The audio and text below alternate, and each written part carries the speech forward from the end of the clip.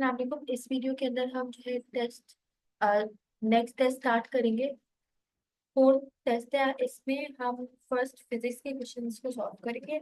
तो first physics का question हमारे पास, मैंने neutron enters into magnetic field B perpendicularly with velocity B is acceleration is. यानी कि अगर न्यूट्रॉन है वो एंटर हो रहा है मैग्नेटिक फील्ड में, बी है मैग्नेटिक फील्ड और वेलोसिटी बी है, तो इसकी एक्सीलरेशन क्या होगी। तो न्यूट्रॉन तो आपको पता है न्यूट्रल पार्टिकल है, इसका मतलब वो कोई चार्ज कैरी नहीं करता। और क्योंकि जो है कोई चीज फोर्स उसके ऊपर एग्जर्ट नहीं हो रही, तो कोई मैग्नेटिक फील्ड नहीं बन रहा पार्टिकल पर, तो इसका चार्ज क्या होगा, F is equal to Q we B होगा। Q v cross B. और आपको पता है न्यूट्रॉन के पास क्योंकि कोई फोर्स और एक्सेलरेशन भी जनरेट नहीं होगी, क्योंकि वो दोनों क्या है, जीरो हो जाएंगी। ऑप्शन हमारे पास जीरो आंसर होगा। फिर नेक्स्ट क्वेश्चन हमारे पास, the unit of magnetic flux is. तो जो मैग्नेटिक फ्लक्स होती है वो क्या होती है। मैग्नेटिक फ्लक्स का फॉर्मूला होता है magnetic flux equal to magnetic field और एरिया। ठीक है, बी ए कॉस थीटा। ये हमारे पास फॉर्मूला हो गया। अब आपको पता है बी क्या है, मैग्नेटिक फील्ड है, ए क्या है, एरिया है। ऐसा यूनिट क्या होगा इसका, वेबर होगा, क्योंकि वेबर किसके बराबर है, टी मीटर स्क्वायर के। आंसर हमारा क्या होगा, ऑप्शन ए। उसके बाद जो है नेक्स्ट क्वेश्चन नंबर 3 है हमारे पास। A magnetic field is generated by the motion of electric charge. Stationary charge do not produce a magnetic field. तो मैग्नेटिक फील्ड कब होती है, जब वो मोशन को जनरेट करती है इलेक्ट्रिकल चार्जेस में। और स्टेशनरी चार्ज क्या होते हैं, वो कोई मैग्नेटिक फील्ड नहीं बनाते। और जो मूविंग चार्ज होता है वही से मैग्नेटिक फील्ड बनाते हैं। मतलब कि अगर कोई चार्ज मूव करेगा तो ही मैग्नेटिक फील्ड बनेगा, अगर स्टेशनरी चार्ज होगा तो मैग्नेटिक फील्ड नहीं बनेगा। तो क्वेश्चन नंबर 3 का आंसर होना चाहिए ऑप्शन ए, यानी कि मूविंग चार्ज जो है वो मैग्नेटिक फील्ड बनाती है। उसके बाद क्वेश्चन नंबर 4 है, magnetic flux is zero when the angle between the magnetic field and vector area is. तो मैग्नेटिक फ्लक्स क्या होता है, वो होता है इसके बराबर,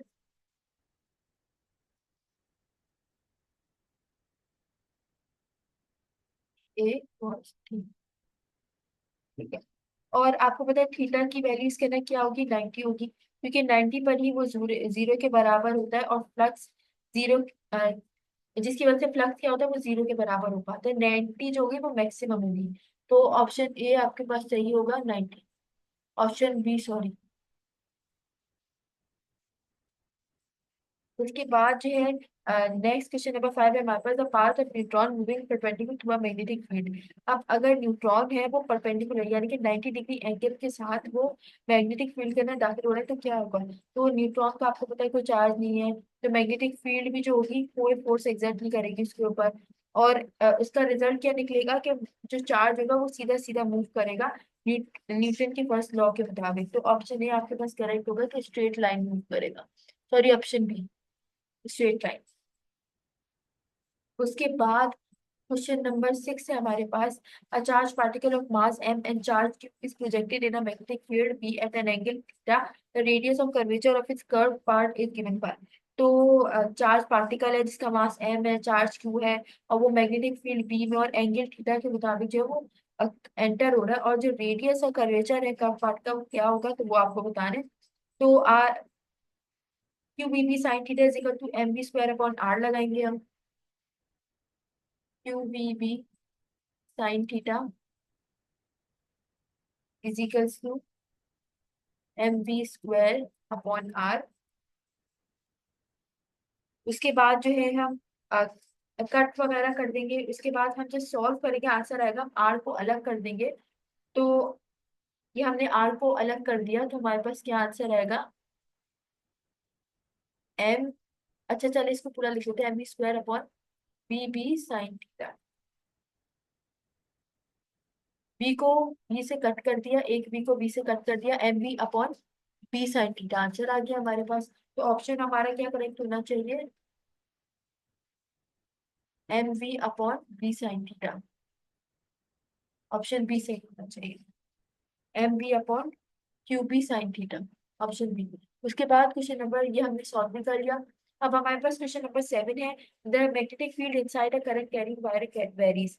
तो जो वायर है उसके अंदर क्या होता है, मैग्नेटिक फील्ड जो होता है वो बी जो होता है, मैग्नेटिक फील्ड डायरेक्टली प्रोपोर्शनल होता है रेडियस के, यानी कि जो डिस्टेंस है उससे। तो सेंटर ऑफ जो वायर होता है वो क्या होता है, वो इंक्रीज होता जाता है, तो मैग्नेटिक फील्ड भी क्या होती है, इंक्रीज होती जाती है, यानी कि रेडियस इंक्रीज होगा तो मैग्नेटिक फील्ड भी इंक्रीज होगी। R is directly proportional to B, तो क्या होगा, ऑप्शन हमारे पास करेक्ट होना चाहिए डी, डायरेक्टली विथ आर। उसके बाद मैग्नेटिक फ्लक्स जो है वो क्या है, magnetic flux is maximum when the angle between the magnetic field and magnetic area is. तो मैग्नेटिक फ्लक्स मैक्सिमम कब होगा, एंगल जो मैग्नेटिक फ्लक्स मैक्सिमम जब होता है तो एंगल जो होगा मैग्नेटिक फील्ड का वेक्टर का वो क्या होना चाहिए। तो हम जो है बी ए कॉस थीटा लगाएंगे, और कॉस थीटा में जो जीरो होता है तब मैक्सिमम फ्लक्स होता है। तो आंसर हमारे पास होना चाहिए जीरो। ऑप्शन ए हमारा ठीक है। हमने कौन सा फॉर्मूला लगाया, हमने theta is equals to, sorry, magnetic flux is equals to B A cos theta लगाया, और थीटा कॉस थीटा कब मैक्सिमम होता है, जब वो जीरो होता है। उसके बाद क्वेश्चन नंबर 9 है हमारे पास, if a 0.5 tesla field is applied over an area of 2 metre square at an angle of 60 degree, the insert the resulting flux will. तो 0.5 को आप क्या करेंगे, मल्टीप्लाई कर देंगे B A cos theta, B A cos theta formula लगाएंगे, तो B की वैल्यू क्या है 0.5, ए की वैल्यू क्या है 2 है, कॉस थीटा में 6, जो थीटा की वैल्यू है वो क्या है 60 है। आंसर हमारे पास क्या आना चाहिए 0.5 वेबर, और उसके बाद जब हम उसका निकालेंगे उसको मल्टीप्लाई करके तो आंसर आ जाएगा ऑप्शन सी, यानी कि 0.15 वेबर। इसको रब कर देते हैं, ऑप्शन सी हमारा आंसर आ गया, हम इसको मार्क कर लेते हैं। उसके बाद क्वेश्चन नंबर 10 है हमारे पास, the magnitude of the magnetic force will be maximum on the current carrying conductor in a uniform magnetic field if the conductor is placed. मतलब कि जो मैग्नीट्यूड होगा मैग्नेटिक फोर्स का तब मैक्सिमम होगा जब current carrying conductor uniform magnetic field के अंदर मौजूद होगा। तो क्या है, तो फोर्स आपको पता है कंडक्टर क्या होती है, F equal to del sine theta होती है, ठीक है, जब वो मैग्नेटिक फील्ड के अंदर आता है। और साइन थीटा कब मैक्सिमम होता है, जब वो 90 होता है। तो इसका मतलब क्या है कि कंडक्टर क्या होगा, जब परपेंडिकुलर आएगा तब वो होगा मैक्सिमम। तो आंसर हमारे पास क्या होगा, perpendicular to the magnetic field. Option C correct है हमारा। उसके बाद क्वेश्चन नंबर 11 है, क्वेश्चन नंबर 11 है हमारे पास, velocity selector will select only those charge particles whose velocity is given by। तो वेलोसिटी सेलेक्टर किन चार्ज पार्टिकल को सेलेक्ट करेगा जिनकी वेलोसिटी क्या होनी चाहिए। तो जो वेलोसिटी सेलेक्टर होता है वो इस तरह काम करता है कि वो बैलेंस करता है इलेक्ट्रिक और मैग्नेटिक फोर्सेस को। तो हम ऐसे कह सकते हैं कि Q E is equal to Q we B होगा। तो जब हम उसको सॉल्व करेंगे तो क्या आ जाएगा, B is equal to E upon B. मैं आपको सॉल्व करके बता देती हूँ क्या होगा, Q E is equals to Q we B के बराबर होगा। जब हम उसको सॉल्व करें तो क्या हो जाएगा, B is equals to Q E upon Q B. तो अब हम हमारा आंसर क्या आ गया, क्यू से क्यू कैंसिल हो गया, ई अपॉन बी। ऑप्शन हमारे पास आ गया, ऑप्शन ए करेक्ट है, ई अपॉन बी। उसके बाद क्वेश्चन नंबर 12 में हमारे पास the unit of magnetic flux. Magnetic flux का यूनिट क्या होता है। तो मैग्नेटिक फ्लक्स का यूनिट तो बहुत सिंपल सी बात है, वेबर होता है। और मैग्नेटिक फ्लक्स, नेक्स्ट क्वेश्चन है, magnetic flux is the dot product of. Magnetic flux किसका डॉट प्रोडक्ट होता है, क्यूवी, सॉरी, ये फॉर्मूला होता है ना हमारे पास, magnetic flux is to B A cos theta. अब ये किसका डॉट प्रोडक्ट है, ये डॉट प्रोडक्ट है बी का और ए का, यानी कि मैग्नेटिक फील्ड का और वेक्टर एरिया का। ये हो गया ऑप्शन सी हमारा करेक्ट।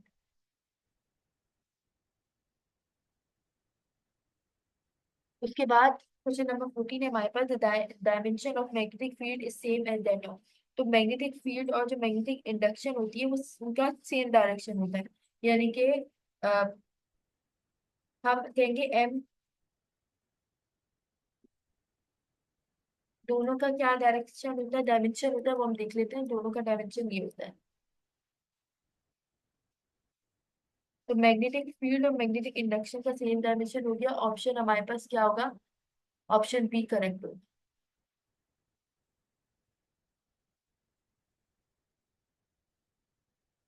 हम इसको रब करके सही कर देते हैं। Magnetic induction.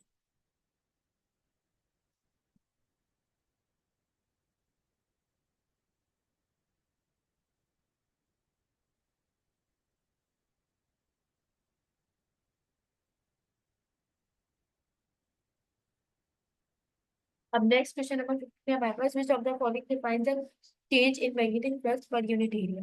तो मैग्नेटिक फ्लक्स डेंसिटी क्या होती है, इसको हम ऐसे बोलते हैं कि magnetic flux per unit area क्या होती है, B is equals to magnetic field is equals to magnetic flux upon area.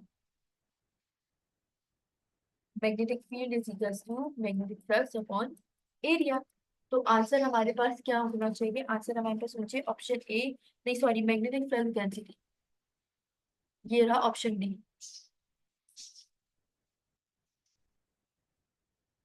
इसी को डायरेक्ट मार्क कर देते हैं, ऑप्शन डी करेक्ट हो गया। उसके बाद क्वेश्चन नंबर 16 है, which is the dot product of magnetic flux induction and unit area. तो मैग्नेटिक फ्लक्स को आप कैसे बोलते हैं, magnetic flux is equal to magnetic flux density, sorry, flux is equal to B A cos theta, हमने लगा दिया। अब हम क्या करेंगे, डॉट प्रोडक्ट क्या किसका है, ये बी का और ए का, तो मैग्नेटिक फ्लक्स हमारा आंसर होगा ऑप्शन सी।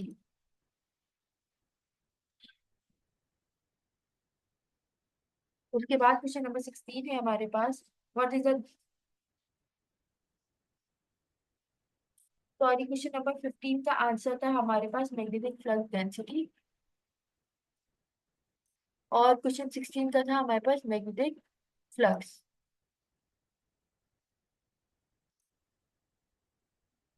उसके बाद नेक्स्ट क्वेश्चन है हमारे पास, question number 17, what does the magnetic flux measure. तो जो मैग्नेटिक फ्लक्स होता है वो बताता है total number of magnetic field को जो पास हो रहा हो किसी भी सरफेस से। ये एक सरफेस है, अब इससे कितने सारे मैग्नेटिक, तो कितने जो है मैग्नेटिक लाइंस पास हो रही है वो बताता है मैग्नेटिक फ्लक्स। तो आंसर हमारे पास क्या होगा, number of magnetic lines of force, option option D हमारा करेक्ट हो जाए। उसके बाद क्वेश्चन नंबर 18 है हमारे पास, a magnet is suspended from a spring and oscillate in and out of a coil placed vertically below it. A galvanometer connect to the coil shows। तो आपको पता है जो इलेक्ट्रोमैग्नेटिक इंडक्शन होता है वो क्या होता है, मैग्नेटिक फ्लक्स को इंड्यूस कराता है करंट में। और जो होता है वो किसकी वजह से होता है, रेजिस्टेंस की वजह से होता है, और एम्पलीट्यूड इसके अंदर कम होता जाता है जितना टाइम गुजरता जाता है। तो हम ऐसे बोलेंगे कि जो डिफ्लेक्शन होता है लेफ्ट और राइट का वो कम होता जाता है एम्पलीट्यूड के साथ। Deflection to the left and right with decreasing amplitude, option C हमारा करेक्ट है। उसके बाद क्वेश्चन नंबर 19 की तरफ हम मूव करते हैं। Magnetic flux is maximum when the angle between the magnetic field and the normal to the plane of finite area is. तो मैग्नेटिक फ्लक्स मैक्सिमम होता है जब एंगल मैग्नेटिक फील्ड का क्या होता है और नॉर्मल प्लेन फाइनाइट क्या होती है वो बता दिया। तो थीटा किसके बराबर होगा, जीरो के बराबर, तो वो मैक्सिमम होगा, क्योंकि कॉस थीटा जब जीरो होता है तब वो मैक्सिमम फ्लक्स देता है। ऑप्शन हमारे पास जीरो करेक्ट होगा, ऑप्शन ए हमारा सही आंसर है। उसके बाद क्वेश्चन नंबर 20 हमारे पास, weber is the unit of, तो वेबर किसका यूनिट है, मैग्नेटिक फ्लक्स का यूनिट है। उसके बाद क्वेश्चन नंबर 21 है हमारे पास, in a magnetic field a photon passing through it is reflected towards. तो फोटोन जो होता है वो अनचार्ज पार्टिकल होता है, मतलब कि उसके ऊपर कोई चार्ज नहीं होता, इसलिए उसके ऊपर कोई इफेक्ट ही नहीं होता मैग्नेटिक फील्ड पर। मैग्नेटिक फील्ड का कोई इफेक्ट नहीं होता उसके ऊपर, तो हमारे पास ऑप्शन डी करेक्ट होना चाहिए, नन ऑफ दीज।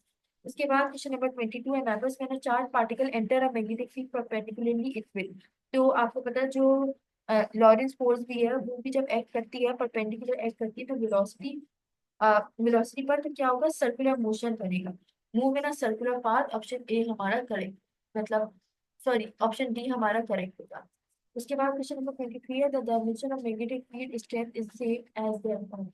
तो डायमेंशन जो होती है मैग्नेटिक फील्ड स्ट्रेंथ की वो किसकी जैसी होती है, तो मैग्नेटिक इंडक्शन की जैसी होती है।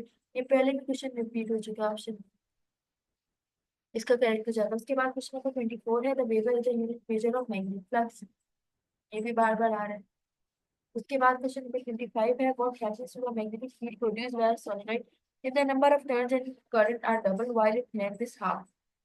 यानी कि क्या होगा अगर मैग्नेटिक फील्ड जो प्रोड्यूस हो रही है सॉलिनॉइड में, वो उसके नंबर ऑफ टर्न्स और करंट जो होंगे वो डबल हो जाए, तो उसकी लेंथ और लेंथ क्या हो जाए, वो आधी हो जाए, बिल्कुल हाफ हो जाए, तो क्या होगा, तो मैग्नेटिक फील्ड जो होगी सॉलिनॉइड के अंदर वो हो जाएगी, मैग्नेटिक फील्ड 8 गुना कम हो जाएगी, becomes 8 times लेस।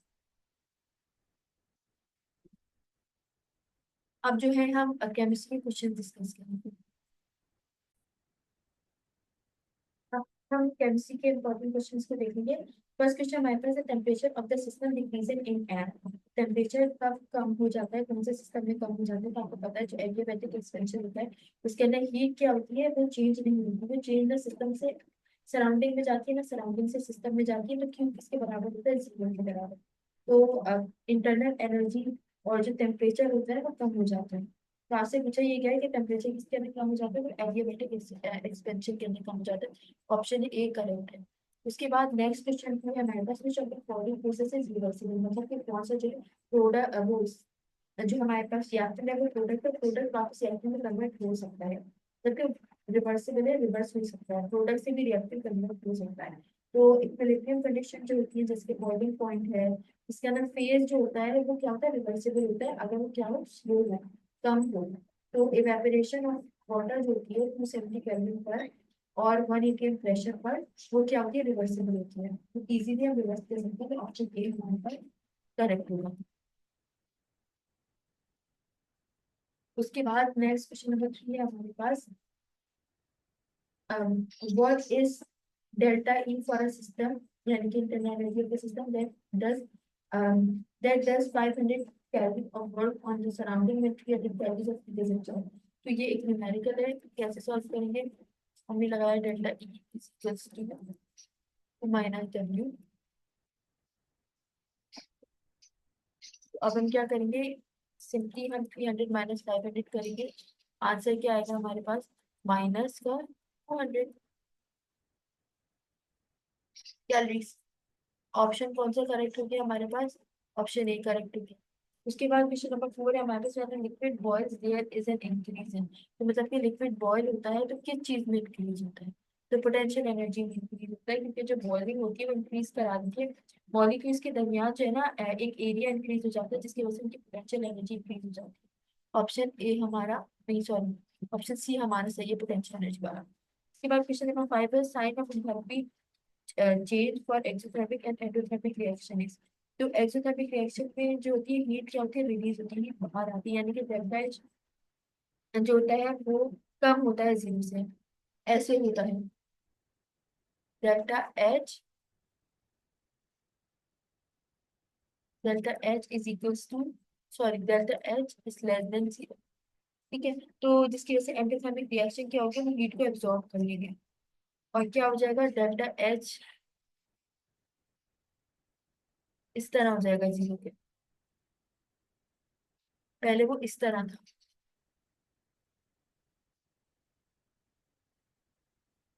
पहले वो इस तरह था, अब वो इस तरह हो जाएगा, पहले जीरो ग्रेटर देन था, पहले डेल्टा एच जो था वो लेस देन जीरो था, अब delta H greater than zero हो जाएगा, तो क्या हो जाएगा, नेगेटिव पॉजिटिव, इस तरह हो जाएगा, नेगेटिव से पॉजिटिव की तरफ करना चाहिए। उसके बाद क्वेश्चन 6 है हमारे पास, Q is equal to C multiply by delta T, the unit of heat capacity is. तो हम क्या करेंगे, जो हीट कैपेसिटी होती है वो सी होती है, उसका यूनिट ऑफ एनर्जी पर टेम्परेचर चेंज क्या हो जाएगा, KG upon kelvin, KG upon kelvin हो जाएगा, केजी अपॉन केल्विन। इसको हम ऐसे भी ले सकते हैं, केजी केल्विन इनवर्स। ऑप्शन हमारा कौन सा सही होगा, ऑप्शन हमारा सही होगा ये ऑप्शन सी। उसके बाद जो है हमारे पास नेक्स्ट क्वेश्चन है, question number 7, spontaneous process are. Spontaneous process बोलते हैं जो खुद ब खुद हो सकते हैं, तो स्पॉन्टेनियस प्रोसेस नेचुरली होते हैं, और वो क्या होता है, डायरेक्शन एक ही डायरेक्शन में मूव कर रहे होते हैं बगैर किसी एक्सटर्नल इन्फ्लुएंस के, एक्सटर्नल कोई एनर्जी प्रोवाइड नहीं हो रही होती, तो ये क्या होता है, यूनी डायरेक्शन, मतलब कि एक डायरेक्शन होते हैं। हमारा आंसर होगा ऑप्शन डी करेक्ट। उसके बाद क्वेश्चन नंबर 8 हमारे पास, स्पॉन्टेनियस प्रोसेस। तो आपको पता है जो स्पॉन्टेनियस प्रोसेस होते हैं वो नेचुरली होते हैं, मतलब कि इक्विलिब्रियम के लिए रीच कराने के लिए नेचुरल अपर होते हैं, मतलब कि वो नॉन इक्विलिब्रियम से इक्विलिब्रियम स्टेट में आते हैं। ऑप्शन ए हमारा करेक्ट होगा, move from non equilibrium to equilibrium state, option D.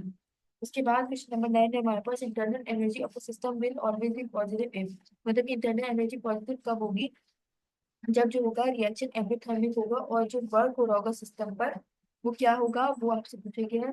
तो और वर्क भी हो रहा होगा सिस्टम पे, तो delta E is equal to Q plus W लगाएंगे हम। और हमें पता है क्यू और डब्ल्यू क्या होता है, दोनों पॉजिटिव होता है एंडोथर्मिक में। तो हमने कौन सा फॉर्मूला लगाया, delta E is equal to Q plus W. और आपको पता है दोनों क्यू और डब्ल्यू दोनों पॉजिटिव होते हैं एंडोथर्मिक में। तो आंसर हमारा क्या हो जाएगा, reaction in endothermic and work is done on the system, option D correct है।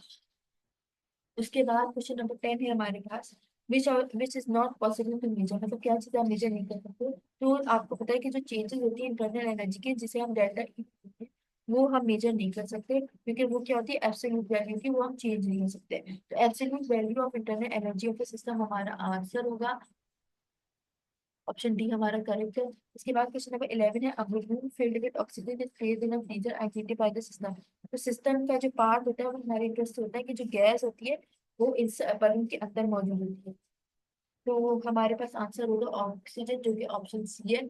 उसके बाद क्वेश्चन नंबर 12 है हमारे पास, the compound with negative heat of formation is. तो नेगेटिव हीट ऑफ फॉर्मेशन का मतलब ये होता है कि कंपाउंड जो है वो हीट को रिलीज कर रहा है, हीट को बाहर दे रहा है, और क्या हो रहा है, हीट बन रही है। तो ऑप्शन हमारा ए करेक्ट होना चाहिए, सॉरी एक्सोथर्मिक करेक्ट होना चाहिए, जो कि ऑप्शन बी एक्सोथर्मिक कंपाउंड, जो कि क्या है, नेगेटिव हो गया। उसके बाद क्वेश्चन नंबर 13 है, during a chemical process which one is value. तो टोटल एनर्जी जो होती है प्रोडक्ट की, जो कि रिएक्टेंट के साथ इक्वल होती है, वो आपसे पूछी गई है, वो होती है क्या होती है, वो केमिकल प्रोसेस में वैल्यू होती है। एनर्जी जो कंजर्व हो रही होती है फर्स्ट लॉ ऑफ थर्मोडायनेमिक्स में होती है।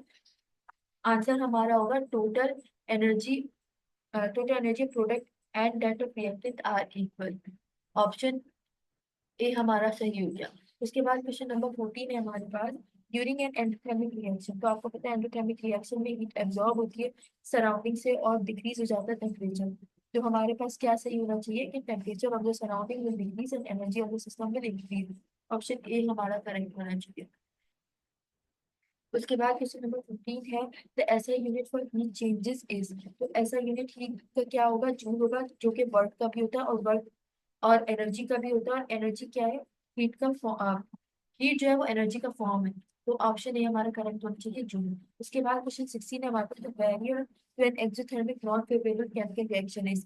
तो जो नॉन फेवरेबल केमिकल रिएक्शन होता है उसको एक्टिवेशन एनर्जी की जरूरत होती है, यानी कि एनर्जी को एंटर होने की जरूरत है, एनर्जी का एब्जॉर्ब होने की जरूरत है। ऑप्शन ए हमारा, नहीं सॉरी ऑप्शन ए नहीं, हमारा जो होगा ऑप्शन बी करेक्ट होगा, एनर्जी एब्जॉर्बिंग स्टेप की जरूरत होती है।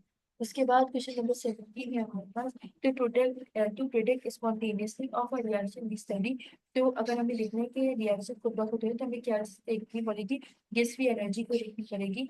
और गेस फ्री एनर्जी क्या करता है, सिस्टम की फ्री एनर्जी को बोला जाता है।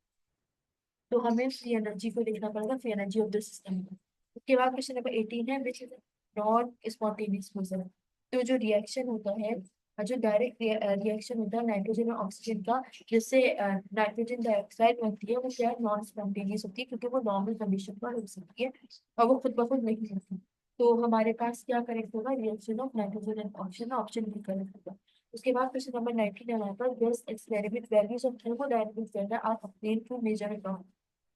तो हीट क्या है, कांस्टेंट प्रेशर पे अप्लाई हो, और जो है डायरेक्शन जो किसके हो, एंथैल्पी चेंज की तरफ हो, यानी कि क्यूबी। तो ऑप्शन ए हमारा सही होगा, option C sorry option C हमारा सही होगा, क्यूबी। उसके बाद क्वेश्चन नंबर 20 हमारे enthalpy of formation for carbon dioxide, अगर हमारे पास 400 किलो जूल मोल हो और जो हीट कंबस्चन हो वो 6 किलो जूल ऑफ कार्बन हो, तो क्या होगा आंसर। तो 1 मोल ऑफ कार्बन आपको पता है क्या होता है, 12 ग्राम होती है, क्योंकि रिलीज करते हैं एनर्जी 400 किलो जूल्स को। तो हम क्या करेंगे, 6 ग्राम को डिवाइड कर देंगे 12 ग्राम से समथिंग, और उसको मल्टीप्लाई कर देंगे 400 से, आंसर हमारे पास 200 किलो जूल आ जाएगा। तो ऑप्शन हमारे पास क्या होगा, सी करेक्ट होगा। क्वेश्चन नंबर 21 है, in the reaction hydrogen and half oxygen क्या देगा, वाटर देगा 1 मोल, और हाइड्रोजन क्या होगी -68.4। तो आपको पता है जो नेगेटिव डेल्टा एच होता है उसका मतलब क्या होता है, हीट रिलीज हो रही है। हीट रिलीज हो रही है, हीट बाहर आ रही है, मतलब कि क्या है, एक्सोथर्मिक है। तो इवॉल्व हो रही है, ऑप्शन ए हमारा सही होगा। माइनस का मतलब है नेगेटिव, नेगेटिव कब होती है, एक्सोथर्मिक में, और एक्सोथर्मिक का मतलब क्या है, हीट एब्जॉर्ब हो रही है, हीट बाहर आ रही है, अंदर नहीं आ रही। तो दोबारा मार्क्स कर देते हैं, ऑप्शन बी हमारा करेक्ट है।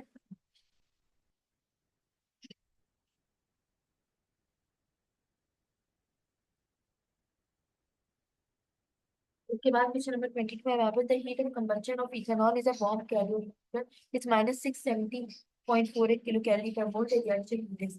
तो आपको कुछ नहीं देखना, आपने देखना है कि माइनस है यानी कि नेगेटिव है। तो नेगेटिव में क्या होता है, कंबस्शन एक्सोथर्मिक हो रही है, एक्सोथर्मिक की चीज रिलीज हो रही है कंबस्शन में, ठीक है। डेल्टा एस नेगेटिव है, -70.48 किलो कैलोरी, हमारे पास आंसर क्या होगा, ऑप्शन सी करेक्ट होगा। उसके बाद क्वेश्चन नंबर 23 हमारे पास स्टैंडर्ड हीट ऑफ कंबस्शन क्या होगा, कार्बन क्या दे रहा है, कार्बन डाइऑक्साइड, जो कि क्या है -94 किलो कैलोरी। तो क्या होगा, हीट फॉर्म क्या होगी, कार्बन डाइऑक्साइड बनेगी। तो हीट ऑफ फॉर्मेशन हमारे पास क्या है कि हीट रिलीज हो रही है, 1 मोल ऑफ ए सब्सटेंस, और 1 मोल ऑफ सब्सटेंस जो वो बन रहा है। माइनस का मतलब है कि वो क्या है, 940 किलो कैलोरीज आपसे पूछा गया है कि कितनी हीट बनी, तो वो तो क्वेश्चन में गिवन है आंसर। उसके बाद क्वेश्चन पे 24 है हमारे पास, देखिए change for the reaction carbon plus 2 sulphur तो क्या होगा, CS2 बनेगा। तो क्या होगा, आपको पता है कि जो हीट चेंज होता है वो क्या होता है, 1 मोल ऑफ कंपाउंड का, किसी भी एलिमेंट का, उसे बोलते हैं हीट ऑफ फॉर्मेशन। यानी कि हम इसको ऐसे बोल सकते हैं, heat of change when 1 mole of a compound is form from its elements. तो क्या होगा, हीट ऑफ फॉर्मेशन हमारा आंसर होगा, ऑप्शन सी करेक्ट है। उसके बाद क्वेश्चन नंबर 25 है हमारे पास, last MCQ question, for which reaction is enthalpy change likely to be negative, मतलब कि कौन सी रिएक्शन की एंथैल्पी चेंज नेगेटिव होगी। तो आपको पता है कि जो हाइड्रेटिक प्रोसेस होता है उसके अंदर वाटर जो है वो की डिसोल्यूशन होती है, मतलब कि वो डिसॉल्व हो रहा है, तो ये क्या एक्सोथर्मिक प्रोसेस है, नेगेटिव होगा। तो ऑप्शन हमारे पास क्या होना चाहिए, ऑप्शन हमारे पास होना चाहिए क्लोरीन, ऑप्शन ए सही होना चाहिए। यानी कि गैस को हम एक्वस में कन्वर्ट कर रहे हैं, आपने देखा कि गैस को हमने लिक्विड में कन्वर्ट किया। अब हम जो है बायो के क्वेश्चंस को देखेंगे। बायो का फर्स्ट क्वेश्चन है हमारे पास, all the following biomolecules are nutritious except, यानी कि सारे जो बायो मॉलिक्यूल्स होते हैं वो न्यूट्रिशियस होते हैं, मतलब कि आप उनको इंटेक कर सकते हो, वो आपको फायदा देते हैं, सिवाय किसके, सिवाय न्यूक्लिक एसिड के, क्योंकि वो कंसिडर किया जाता है, वो एक न्यूट्रिशन का सोर्स नहीं कंसिडर किया जाता, बल्कि वो क्या करता है, वो जेनेटिक इंफॉर्मेशन को स्टोर करता है। उसके अलावा जो है वो एनर्जी वगैरह भी नहीं देता, ना ही किसी किस्म का स्ट्रक्चर कॉम्पोनेंट बनाता है। तो हमारे पास आंसर हो गया न्यूक्लिक एसिड। उसके बाद नेक्स्ट क्वेश्चन है हमारे पास, carbohydrates and cells combine with dash and dash and the resulting compounds are called glycoprotein and glycolipid respectively। यानी कि जो कार्बोहाइड्रेट की जो सेल्स होती हैं वो क्या इसके साथ कंबाइन करती हैं और ग्लाइकोप्रोटीन और ग्लाइकोलिपिड बनाती हैं, तो वो बनती हैं प्रोटीन और लिपिड्स के साथ। तो ऑप्शन डी हमारा करेक्ट होगा। ग्लाइकोप्रोटीन कैसे बनते हैं, कार्बोहाइड्रेट्स और प्रोटीन को मिलाकर, और ग्लाइकोलिपिड कैसे बनते हैं, कार्बोहाइड्रेट्स और लिपिड्स को मिलाकर। उसके बाद जो है क्वेश्चन नंबर 4 है हमारे पास, glycoprotein and glycolipids are component of. तो ग्लाइकोप्रोटीन और ग्लाइकोलिपिड किस चीज का कंपोनेंट है, ग्लाइकोप्रोटीन जो होती है ये दोनों चीजें सेल मेम्ब्रेन के अंदर मौजूद होती है, और ये उसकी बायोलॉजिकल मेम्ब्रेन बनाती है, और ये सेल को सिग्नल करती है और उनकी स्ट्रक्चर बनाने में मदद करती है। तो ऑप्शन डी हमारा करेक्ट होगा, प्रोटीन है, नहीं, हाँ ऑप्शन डी हमारा करेक्ट होगा,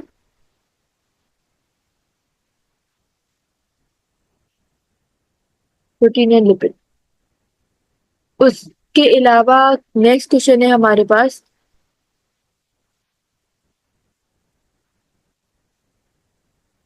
क्वेश्चन नंबर 4 पे थे हम, क्वेश्चन नंबर 4 है हमारे पास, glycoprotein and glycolipid are component of biological membrane.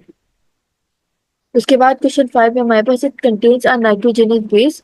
तो अ, आपको पता है जो एडिनोसिन ट्राइफॉस्फेट होता है, ATP जिसको बोलते हैं, वो नाइट्रोजनस बेस बनाता है एडिनिलीन और राइबोज शुगर और फॉस्फेट ग्रुप के साथ। तो वो क्या हो गई, ATP होती है। ऑप्शन सी हमारा करेक्ट। उसके बाद क्वेश्चन नंबर 6 हमारे पास, nuclear histones are present in. तो न्यूक्लियर हिस्टोन्स यानी कि जो हिस्टोन्स होते हैं वो प्रोटीन होते हैं जो क्रोमोसोम्स वगैरह में मौजूद होते हैं, where they help in DNA packaging, जो कि डीएनए को पैक करने में मदद करते हैं। ऑप्शन सी हमारा करेक्ट है, क्रोमोसोम्स। उसके बाद क्वेश्चन नंबर 7 है हमारे पास, types of RNA that is used to start the process of replication in prokaryotic cell. तो प्राइमर जो होते हैं, जैसे कि आरएनए की सीक्वेंस जो होती है वो डीएनए की रेप्लिकेशन में मदद करती है। तो आंसर हमारा क्या होगा, प्राइमर्स, ऑप्शन बी करेक्ट है। उसके बाद क्वेश्चन नंबर 8 है हमारे पास, which type of RNA is catalytic in nature. तो राइबोजाइम जो होते हैं वो ऐसे मॉलिक्यूल्स होते हैं जो कि एंजाइम्स बनाते हैं, और क्या होता है इनका कैटालिटिक फंक्शन होता है। आपको पता है ह्यूमन बॉडी के अंदर कैटालिटिक एक्शन कौन करता है, एंजाइम्स करते हैं। तो ऑप्शन डी हमारा करेक्ट होगा। उसके बाद नेक्स्ट क्वेश्चन नंबर 9 है हमारे पास, लाइपोसोम्स आर। तो लाइपोसोम्स क्या होते हैं, फॉस्फोलिपिड वेसिकल्स होती हैं जो कि ड्रग को जब आप डिलीवर करते हो वाटर के अंदर, उसके अंदर मौजूद होती है। तो हमारे पास ड्रग कैरियर भी होती है, ये वाटर इनका मिडिल कंपाउंड भी होता है, और ये सैक भी होती है फॉस्फोलिपिड की। तो ऑप्शन डी हमारा करेक्ट होगा, यानी कि ऑल ऑफ दीज। उसके बाद क्वेश्चन नंबर 10 है हमारे पास, the number of calories required to raise the temperature of water from 15 to 16 degree centigrade is called. तो आपको पता है जो स्पेसिफिक हीट कैपेसिटी होती है अमाउंट की, जिसको हीट रिक्वायर्ड, जैसे हीट रिक्वायर्ड की जरूरत होती है, हीट की जरूरत होती है 1 डिग्री सेंटीग्रेड बढ़ाने के लिए, तो इसको हीट कैपेसिटी बोलते हैं, स्पेसिफिक हीट कैपेसिटी बोलते हैं। इसकी अगर हम लिटरल डेफिनेशन देखें तो वो होती है कि specific heat capacity is amount of heat required to raise the temperature of a substance by 1 degree centigrade. उसके बाद क्वेश्चन नंबर 11 हमारे पास, glycogen is an example of. तो ग्लाइकोजन क्या है, पॉलीसेकेराइड की एग्जाम्पल है जो कि सर्च करता है एनर्जी स्टोरेज कंपाउंड होता है ये उसके लिए। तो ऑप्शन बी हमारा करेक्ट होगा, पॉलीसेकेराइड। उसके बाद क्वेश्चन नंबर 12 हमारे पास, what percentage of glucose is normally found in human blood. तो जो ह्यूमन ब्लड होता है, नॉर्मल ह्यूमन ब्लड है, उसके अंदर ग्लूकोज की कॉन्सेंट्रेशन क्या होती है, 0.08% होती है, यानी कि 80 मिलीग्राम। ठीक है, तो हमारे पास 0.08 आंसर होगा, ऑप्शन डी। Option D. उसके बाद क्वेश्चन नंबर 13 है हमारे पास, the covalent bond between two monosaccharide is called. तो जो ग्लाइकोसाइडिक बॉन्ड होती है जो कि दो चीजों को ज्वाइन करती है, लाइक मोनोसेकेराइड को मिलाती है ताकि वो डाइसेकेराइड बन सके या पॉलीसेकेराइड बन सके, उसको आपसे पूछा ग्लाइकोसाइडिक बॉन्ड ये कि वो कौन सी बॉन्ड होती है जो कि मोनोसेकेराइड, दो मोनोसेकेराइड को मिलाती है और डाइसेकेराइड या पॉलीसेकेराइड बनाती है। तो ऑप्शन क्या होगा, ग्लाइकोसाइडिक। उसके बाद क्वेश्चन नंबर 14 हमारे पास, which of the following cannot be hydrolyzed। तो वो कौन सा होता है इनमें से जो कि और छोटे उसमें डिवाइड नहीं हो सकता, यानी कि पॉलीसेकेराइड जो है वो डाइसेकेराइड में हो सकता है हाइड्रोलाइज, और डाइसेकेराइड मोनोसेकेराइड में हो सकता है, लेकिन मोनोसेकेराइड किसी में हाइड्रोलाइज नहीं हो सकता। तो ऑप्शन बी हमारा करेक्ट है।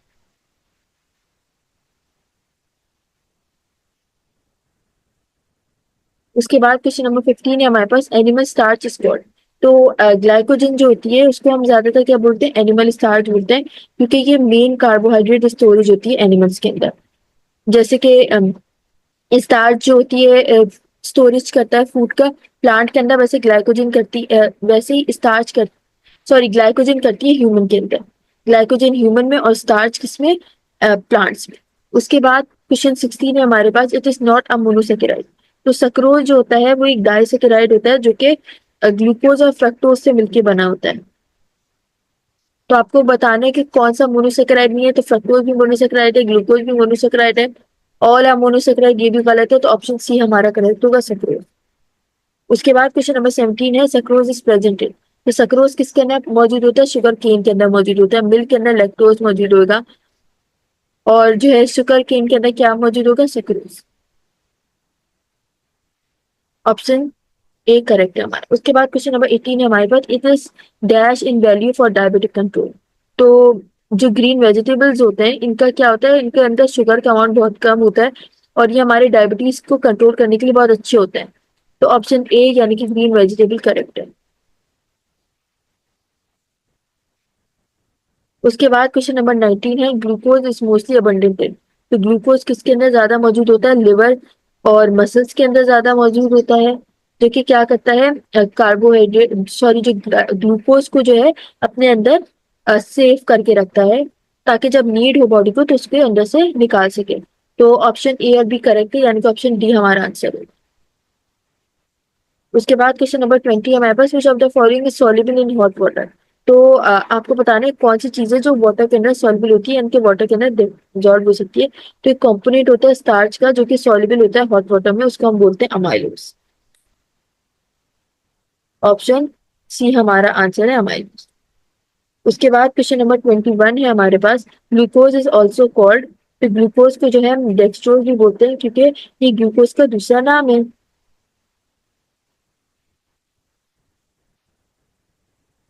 उसके बाद glycosidic bond is present in between. तो ग्लाइकोसाइडिक बॉन्ड किसके अंदर मौजूद होती है? वो मौजूद होती है मोनोसेकेराइड्स के अंदर मौजूद होती है। ऑप्शन ए हमारा करेक्ट है। इसके बाद नेक्स्ट क्वेश्चन है, which of the following is a trisaccharide. तो इनमें से कौन सी चीज ट्राइसेकेराइड है? मैनोज, गैलेक्टोज, माल्टोज, ये सब नहीं है ट्राइसेकेराइड। रेफिनोज जो है ये ट्राइसेकेराइड है। ऑप्शन डी हमारा करेक्ट होगा। उसके बाद क्वेश्चन नंबर 24 हमारे पास, ग्लाइकोजन ऑन हाइड्रोलिसिस गिव। तो ग्लाइकोजन की जब आप हाइड्रोलिसिस करते हो तो वो क्या देगा? मतलब कि ग्लाइकोजन को अगर आप वाटर की मदद से तोड़ोगे तो वो आपको ग्लूकोज देगा। ऑप्शन ए हमारा करेक्ट है। उसके बाद क्वेश्चन नंबर 25 है हमारे पास, which bond provide stability to complex carbohydrates. तो जो कॉम्प्लेक्स बहुत सारे कॉम्प्लेक्स किस्म के कार्बोहाइड्रेट्स होते हैं उनको स्टेबल कौन करता है? कार्बन और ऑक्सीजन करता है, यानी कि ऑप्शन सी हमारा करेक्ट होगा। इसके बाद हम इंग्लिश के इंपॉर्टेंट क्वेश्चंस की तरफ बढ़ते हैं। Although many